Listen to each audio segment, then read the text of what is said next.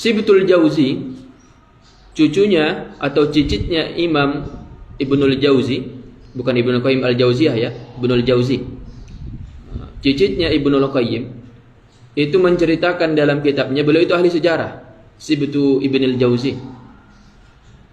Sibtul Jauzi. Beliau itu ahli sejarah. Beliau menceritakan dalam kitabnya, ketika Raja Al-Muzaffar atau Muzaffaruddin Al-Kaukabri melaksanakan ihtifal bi Maulidin Nabi, beliau mengundang seluruh rakyatnya, baik itu dari kalangan ulama, baik itu dari kalangan rakyat biasa, baik itu dari kalangan pejabat, semuanya. Dan semua ulama itu dari berbagai macam fan ilmu. Ulama tafsir, ulama nahwu, ulama sharaf, ulama tauhid, ulama fiqih, semua diundang dan semua hadir. Dan 3 hari sebelum acara tersebut, 3 hari sebelum acara perayaan Maulid Nabi itu, beliau telah mempersiapkan ribuan onta, ribuan kambing, ribuan sapi untuk disembelih dan dibagikan kepada rakyatnya. Dan tak ada seorang pun yang menentang perkara tersebut. Dan seluruh para ulama yang diundang ke acara tersebut membenarkan hal yang demikian. Tak ada seorang ulama pun yang menentang, yang mengatakan, kenapa kamu memperbuat hal-hal yang tak pernah dilakukan oleh baginda Nabi?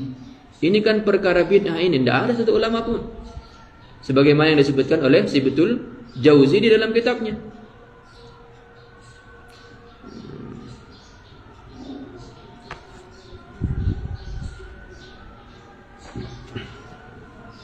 Bahkan Ibnu Khallikan, ahli sejarah juga, Ibnu Khallikan,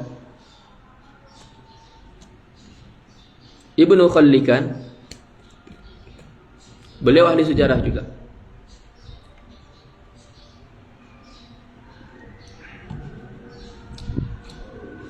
Di dalam kitabnya Wafayatul A'yan, Ibnu Khallikan dalam kitabnya Wafayatul A'yan,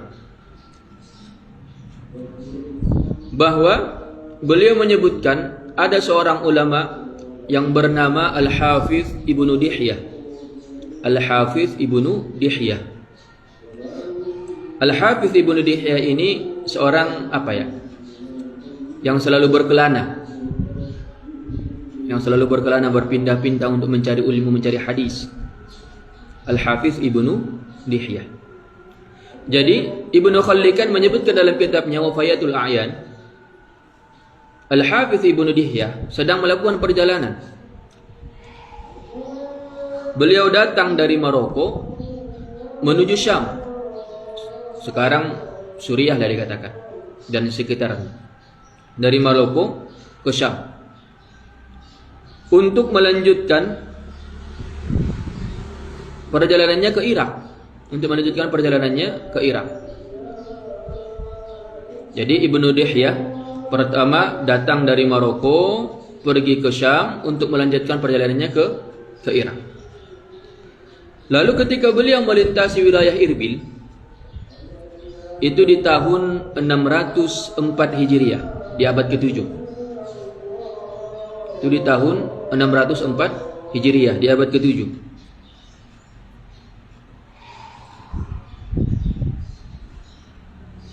Dia melihat masyarakat di sana sedang melaksanakan apa? Ihtifal bi Maulidin Nabi. Dan dia melihat bahwa Raja Irbil siapa itu tadi? Muzaffaruddin Al-Kaukabri, yang mencetus perbuatan yang itu, mencetus perbuatan Maulidin Nabi. Lalu apa? Sehingga dia menyusun suatu kitab, Ibnu Dihyah menyusun suatu kitab tentang Maulidin Nabi, yang beliau beri nama kitab tersebut At-Tanwir fi Maulidin Nabiyil Bashir, atau At-Tanwir fi Maulidil Bashirin Nadhir.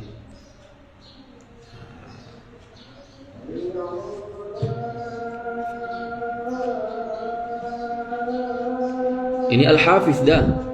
Al-Hafiz itu bukan Al-Hafiz zaman sekarang. Al-Hafiz zaman sekarang itu dipahami dengan orang yang hafal Al-Quran. Enggak. Kalau dikatakan Al-Hafiz, yaitu dia hafal kebanyakan hadis yang diriwayatkan daripada Nabi. Masih di atas muhaddis. Al-Hafidz Ibnu Dihyah ketika melewati daerah Irbil, dia memperdapati bahwa Raja Ilbir, Mudhaffaruddin Al-Kaukabri, sangat perhatian sekali tentang Maulidin Nabi, sehingga Al-Hafidz Ibnu Dihyah mengarang suatu kitab tentang Maulid Nabi yang beliau beri nama apa? At-Tanwir fi Maulidi Al-Bashirin Nadhir. Dan beliau hadiahkan kepada raja. Setelah beliau mengarang kitab tersebut, beliau hadiahkan kepada Raja Muzaffar dan beliau memberikan, dan Raja Muzaffar memberikan imbalan kepada Al-Hafidz Ibnu Dihyah.